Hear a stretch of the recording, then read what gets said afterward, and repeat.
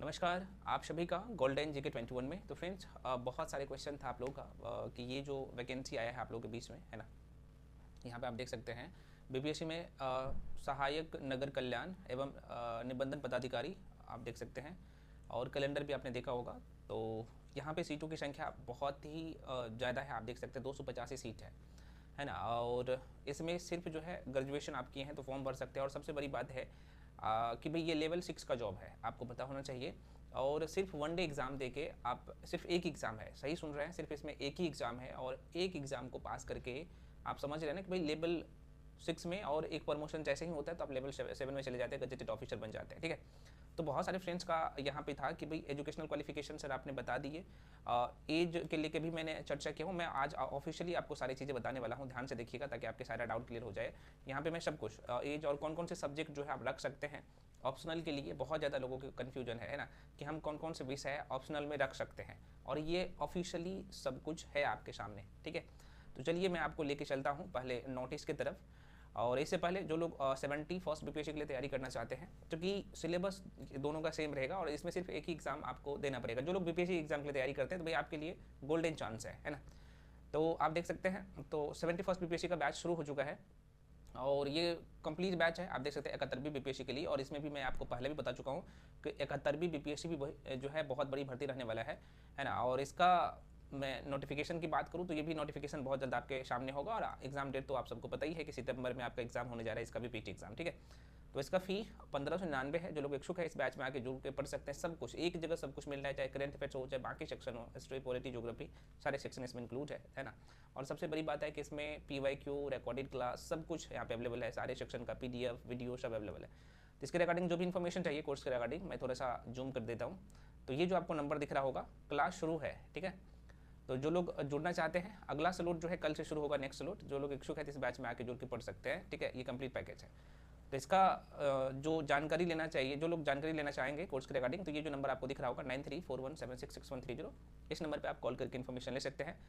जो लोग जुड़ना चाहेंगे, है ना, कोर्स में, तो ये जो आपको नंबर दिख रहा होगा 73, यहाँ पे लिख भी देता हूँ, 7319924130। इस नंबर पे आपको पेमेंट करके भेजना होता है, गूगल पे, फोन पे, पेटीएम, किसी भी माध्यम से आप पेमेंट कर सकते हैं। उसके बाद आपको बैच में जोड़ दिया जाएगा, है ना। पेमेंट करने के बाद स्क्रीनशॉट करके 93 वाला नंबर पे आप उसका स्क्रीनशॉट भेजेंगे, साथ में अपना नाम और डिस्ट्रिक्ट। उसके बाद मैं आपको बैच में जोड़ दूंगा, ठीक है। तो ये तो 70 फर्स्ट बीपीएससी के लिए, 71वीं बीपीएससी के लिए, या फिर आप इस एग्जाम के लिए भी तैयारी कर रहे हैं तो भाई 71वीं के लिए तैयारी करेंगे तो आपके ये आराम से निकल जाएगा। अभी मैं सारे सिलेबस के बारे में चर्चा करूँगा, ठीक है। अब चूँकि आपने देखा होगा ये जो नियमावली है, उसके बाद मैं ऑप्शनल पे लेके जाऊंगा कि भाई कौन कौन सा ऑप्शनल रख सकते हैं। एज के लेके ऑफिशियली मैं एज भी बताऊंगा, एज कब से काउंट होगा, सारे से एच एंड एवरीथिंग आपको मैं इस वीडियो में बता दूंगा, ठीक है। तो पहली बात आप सबको पता है, ये तो आप सबको मैं पिछले वाले वीडियो में बता दिया था कि भाई ये जो है आप देख सकते हैं कि सहायक नगर कल्याण एवं निबंधन पदाधिकारी, पहला जो प्रमोशन होता है तो इसका नाम जो है ये हो जाता है उप नगर कल्याण एवं निबंधन पदाधिकारी, और गजेटेड ऑफिसर हो जाता है, लेवल 7 में चले जाते हैं। उसके बाद अगला जो प्रमोशन होगा, दूसरा प्रमोशन, उसका नाम हो जाता है नगर कल्याण एवं निबंधन पदाधिकारी, ठीक है। अब एजुकेशनल क्वालिफिकेशन के लेके ये तो आपने देख ही लिया है कि यहाँ पे इन्होंने साफ साफ मेंशन कर रखा है कि भाई आप सिंपल ग्रेजुएशन पास है। अब यहाँ पे लोगों के मन में कन्फ्यूजन है कि मैं बीटेक किया हूँ, फॉर्म भर सकता हूँ। हाँ भाई, बीटेक किए हो आप फॉर्म भर सकते हो। एक बार दोबारा सुन लीजिए, आप किसी भी स्ट्रीम से ग्रेजुएट है आप फॉर्म भर सकते हैं, या फिर इसके समकक्ष कोई परीक्षा पास है, 12th के बाद कोई भी डिग्री आपके पास 3 साल का है, तो भाई इसके लिए एलिजिबल है, फॉर्म भर सकते हैं, ठीक है। और कुछ लोग बोल रहे थे भाई मैं बीए किया हूँ, भाई सभी के लिए है, आप बीए किया है, बीकॉम किया है, बीएससी किया है, सभी लोग फॉर्म भर सकते हैं। इसके लिए मैं बार बार बता रहा हूँ। एज कब से काउंट किया जाएगा ये भी बहुत बड़ा प्रश्न है, अभी मैं दिखा दूंगा ऑफिशियली, है ना। इसमें एज रिलैक्सेशन के लेकर भी कुछ लोग पूछ रहे थे, उससे पहले मैं आपको लेके चलता हूँ ऑप्शनल और सब्जेक्ट, कौन कौन से सब्जेक्ट से क्वेश्चन पूछा जाएगा, मैं पहले वहाँ पे लेके चलता हूँ। अब इस लाइन को समझिएगा। देखो भाई, आपका जो एग्ज़ाम होगा सिर्फ एक ही एग्ज़ाम होगा। पहली चीज़, आपकी जो एग्ज़ाम होंगे सिर्फ एक एग्ज़ाम होंगे, कहने का मतलब भाई आपका 2 पेपर होगा। एक पेपर होगा समान ज्ञान का होगा, उसमें कौन कौन से सब्जेक्ट रहेगा, तो अभी मैं दिखाऊंगा कौन कौन से सब्जेक्ट रहेगा। तो गलती मत करिएगा, अभी सारे सब्जेक्ट भी मैं बता दूंगा कौन से सब्जेक्ट से कितने क्वेश्चन होंगे, कैसे आपको प्रिपरेशन करना है, सब कुछ। तो ये जो है यहाँ पे देख सकते हैं इन्होंने साफ साफ मेंशन किया है कि भाई परीक्षा 2 पत्रों में होगी। जो यहाँ पे इन्होंने ये मेंशन किया है यहाँ पे, जिसमें जो कह रहा है कि एक पत्र जो होगा वो अनिवार्य होगा, जाहिर सी बात है वो सामान्य अध्ययन का पेपर होगा, और दूसरा जो पेपर होगा वो ऑप्शनल होगा, वैकल्पिक होंगे, पहली बात। और यहाँ पे इन्होंने मेंशन किया है कि भाई लिखित परीक्षा क्या होगा, वस्तुनिष्ठ होंगे या फिर वस्तुनिष्ठ होगी, जो कि ऑब्जेक्टिव होगा, और जिसमें जो अनिवार्य पत्र की मैं बात कर लूँ यहाँ पे ये साफ साफ इन्होंने कहा है कि चाहे अनिवार्य पत्र हो जो समान अध्ययन का पेपर होगा वो, या फिर ऑप्शनल, ये दोनों जो है ऑब्जेक्टिव टाइप का क्वेश्चन होगा, ऑब्जेक्टिव क्वेश्चन होगा। और इनका कहना है कि भाई 2-2 घंटे का एग्जाम होगा, 2-2 घंटे का एग्जाम होगा, तो एक ही दिन में जो है दोनों एग्जाम हो जाएगा, ठीक है, ऑप्शनल पेपर का भी और इसका भी। और यहाँ पे आप देख लेते हैं, कह रहा है कि जो मान लो कि समान ज्ञान का पेपर होगा वो भी 100 नंबर का होगा, 2 घंटे का टाइम मिलेगा, और जो ऑप्शनल पेपर होगा, दूसरा पेपर जो ऑप्शनल होगा वो भी 2 घंटे का मिलेगा, 2 घंटे का होगा, और ये भी 100 क्वेश्चन का ही होगा, 100 क्वेश्चन 100 नंबर का, नेगेटिव नहीं है, ठीक है। अब प्रश्न उठता है कि भाई ऑप्शनल कौन सा पेपर होगा, ये बहुत ही बड़ा क्वेश्चन था। मैं देख रहा था बहुत ज़्यादा क्वेश्चन आप लोग आ रहा था। देखो इन्होंने साफ साफ लिख रखा है यहाँ पे, कह रहा है कि अनिवार्य पत्र एवं वैकल्पिक पत्र का जो है पाठ्यक्रम वही होगा जो बिहार लोक सेवा आयोग द्वारा आयोजित की जाने वाली संयुक्त प्रतियोगिता परीक्षा हेतु उक्त विषय के लिए निर्धारित है। कहने का मतलब बीपीएससी के द्वारा जो कंबाइंड एग्जाम लिए जाते हैं, कंबाइंड एग्जाम आपने समझ ही गया होगा कि मैं बात कर रहा हूँ जैसे 17वीं बीपीएससी में कैसा पैटर्न था, कौन से सेक्शन से क्वेश्चन था, यहीं से सारे क्वेश्चन होगा। अब बात कर ले ऑप्शनल का, तो ऑप्शनल जो बीपीएससी का ऑप्शनल है, कंबाइंड बीपीएससी की मैं बात कर रहा हूँ, आप यहाँ पे सीडीपीओ को मत सोच लीजिएगा, सीडीपीओ में 4 ही 5 ऑप्शनल है, 3-4 ऑप्शनल है, ऐसा नहीं। ये जो बीपीएससी कंबाइंड एग्जाम लेता है उसमें जो ऑप्शनल है, चाहे ऑप्शनल की मैं बात कर लूँ तो आप कृषि विज्ञान रख सकते हैं, यहाँ पे देख सकते हैं, है ना, रसायन विज्ञान रख सकते हैं, अर्थ इकोनॉमिक्स रख सकते हैं, ज्योग्राफी रख सकते हैं, इतिहास रख सकते हैं। ये सब रखने से क्या होगा कि आपका जीएस पेपर 1 में भी फायदा मिलेगा, है ना, और मैक्सिमम स्कोर करेंगे। जिसका मैथ अच्छा है तो वो मैथ रख सकते हैं। तो यही ऑप्शनल होगा जो कि इन्होंने बीपीएससी में ऑप्शनल टोटल 37 सब्जेक्ट जो ऑप्शनल है, इसी में से किसी एक को आप क्या कर सकते हैं, ऑप्शनल के रूप में रख सकते हैं, ठीक है।